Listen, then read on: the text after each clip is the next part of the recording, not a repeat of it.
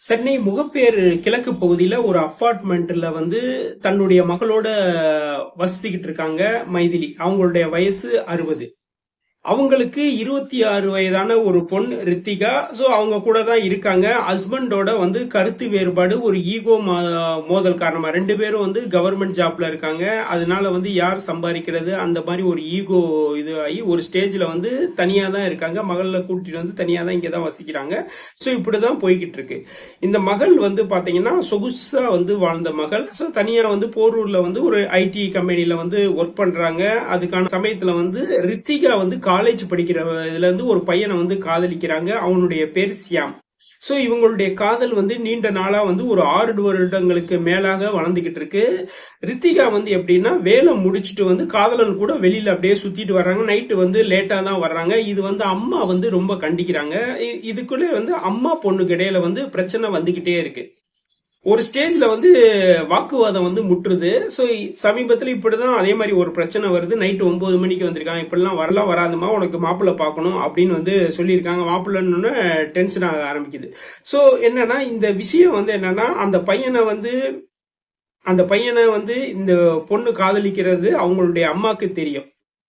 தன் மகளை ஒரு பையன் வந்து காதலிக்கிறது வந்து அம்மாக்கு தெரியும். அவங்களுக்கு வந்து என்னன்னா இது வந்து என்னன்னா ஒரு பிரச்சனையில போய் அதாவது ஏமாத்திடுவானோ அப்படின்ற மாதிரி ஒரு விஷயம் வந்து அம்மாவுக்கு வந்து ஏற்பட்டிருக்கு. அதனால அந்த விஷயத்த வந்து முற்றுப்பெறாம இருக்கணும்ன்றதுக்காக பல தடங்கள் பண்றாங்க. ஒரு ஸ்டேஜ்ல வந்து பிரச்சனை ஆகுது. அம்மா பொண்ணுக்கு வந்து தேவையில்லாத கைகலப்பு ஏற்படுது. சோ இமிடியட்டா வந்து என்னன்னா பொண்ணு வந்து கோச்சிட்டு வெளியில போறா. வெளியில போய் தன்னுடைய காதலனுக்கு போன் அடிக்கிறா. காதலன் என்னன்னா அவன் வந்து என்னன்னா அண்ணா நகர்ல வந்து இந்த டிஎன்பிஎஸ்சி கவர்மெண்ட் எக்ஸாமுக்கு வந்து படிச்சுக்கிட்டு இருக்கவன். ஸோ அவன் படிச்சுக்கிட்டு இருந்தவன் வந்து என்னன்னா ஒரு ஸ்டேஜ்ல வந்து என்னன்னா தன்னுடைய தோழி அதாவது தன்னுடைய காதலி வந்து கூப்பிடுறா. அவசரம் வர்றான். ஏற்கனவே நடந்த விஷயத்தை எல்லாத்தையும் வந்து சொல்லிடுச்சு. இவன் போய் வந்து என்னன்னா கதவை தட்டுறான். அவங்களுடைய அம்மா தான் ஓபன் பண்றாங்க. அவங்க அம்மாட்ட வந்து இப்படி சொல்றான். சோ சில விஷயங்கள் வந்து சமாதானம் சொல்றான்.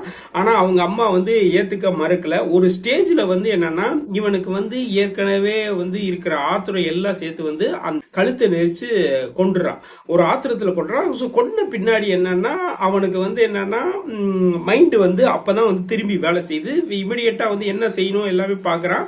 திடீர்னு வந்து என்னன்னா அவங்க அப்பாவுக்கு போன் அடிக்கிறான். நான் வந்து இந்த மாதிரி வந்து கொன்னுட்டேன் அப்படின்றது சிவகாசியில இருக்கு. அவங்க அப்பாவுக்கு போன் அடிச்சு சொல்றான். அவங்க அப்பா தெளிவா சொல்றாரு, நீ அங்கேயே இரு, வேற எதுவும் தப்பா செஞ்சிடாத, நானே வந்து போலீஸ்க்கு போன் பண்ணி சொல்றேன், அங்கேயே இருன்னு சொல்லிட்டு அவங்க அப்பா வந்து போலீஸ் ஸ்டேஷனுக்கு போன் பண்ணி சொல்றாரு. இங்க இந்த இடத்துல எல்லா டீலையும் சொல்றாரு. சோ பையனுடைய நம்பரையும் கொடுக்குறாரு. பையனுக்கு போன் பண்ணி போலீஸ் வந்து போறாங்க. சோ அங்க வந்து என்னன்னா எல்லா கைரேகை எல்லா விஷயங்களையும் பண்ணிட்டு போஸ்ட்மார்ட்டத்துக்கு நடந்தது எல்லா விஷயத்தையும் வந்து டீட்டெயிலா வந்து பண்றாங்க. இமிடியேட்டா அரெஸ்ட் ஆகுறாரு. இதுல என்ன ஒரு விஷயம்னா ஒருத்தன் வந்து படிக்கிறதுக்கு வந்தவன் வந்து படிக்கிறது மட்டும்தான் செய்யணும். சோ காதல் பண்றன்னா அவங்களுடைய அம்மாட்ட வந்து முறைப்படி சொல்லி ஒரு ஸ்டேஜ்ல வந்து என்னென்ன இருக்கோ அந்த விஷயத்தை எல்லாத்தையும் செயல்படுத்தணும். இப்ப என்னன்னா இவனுடைய வாழ்க்கை வந்து பாத்தீங்கன்னா கவர்மெண்ட் எக்ஸாமுக்கு வந்தவன் வந்து இப்ப ஜெயில உட்காந்து களி தின்ற மாதிரி ஸ்டேஜ் ஆகி போச்சு. சில அதாவது கோபங்கள் வந்து என்னன்னா ஒரு மனிதனை வந்து கொலைகாரனா மாத்துது. நம்ம என்ன பேசுறோம் அப்படின்ற விஷயத்த நம்ம யோசிச்சு சிந்திச்சு பேசணும்னா சில விஷயங்கள் அதாவது வாழ்க்கையுடைய வந்து கட்டமைப்பே மாறும். நாமக்கல் மாவட்டம் திருச்செங்கோடு குச்சிப்பாளையம் பகுதியைச் சேர்ந்த தனலட்சுமி. இவங்களுக்கு வந்து 2 மகன்கள். ஒரு மகன் முதல் மகன் வந்து இறந்துட்டாரு. 2வது மகன் சரவண பெருமாள் வந்து தமிழ்ச்செல்வின்ற பொண்ணை வந்து லவ் பண்ணி வந்து தனி குடுத்தனத்துல இருக்காரு. ஸோ அங்க தனி கொடுத்தா அவங்க 2 பேத்துக்கும் பாத்தீங்கன்னா ஒரு பொண்ணு இருக்கு. அந்த பொண்ணை வந்து கல்யாணம் பண்ணி கொடுத்துட்டாங்க. ஸோ இப்படிதான் வந்து வாழ்க்கை நடந்துகிட்டு இருக்கு. மாமியார் மருமகளுக்கு இடையில வந்து பிரச்சனை அவ்வப்போது வந்துகிட்டே இருக்கு. ஒரு ஸ்டேஜ்ல வந்து அவங்க அம்மா என்ன சொல்றாங்கன்னா அந்த பொண்ணை வந்து விட்டுட்டு வந்துரு, உனக்கு நான் இன்னொரு பெண்ணை வந்து கல்யாணம் பண்ணி கொடுக்குறேன், சொத்து உனக்கு கொடுக்குறேன் அப்படின்னு வந்து சொல்றாங்க. இதனால வந்து சரவண பெருமாள் தன்னுடைய மனைவியிட அப்பப்போ வந்து சண்டை போட்டுக்கிட்டே இருக்காரு. இது ஒரு ஸ்டேஜ்ல வந்து போய்கிட்டே இருக்கு. சோ இப்படி போய்கிட்டே இருக்கு. ஒரு ஸ்டேஜ்ல வந்து என்னன்னா தமிழ் செல்வியும் அவங்க அம்மாவும் வந்து என்னன்னா இந்த சொத்தை அடைகிறதுக்காகவும் மாமியார் பிரச்சனையினால வந்து என்னன்னா சரவண பெருமாளுக்கு இடையில ஊடால பிரச்சனை. இதுக்கு வந்து ஊசி போடுறதுக்கு ஒரு நர்ஸ் வருவாங்க.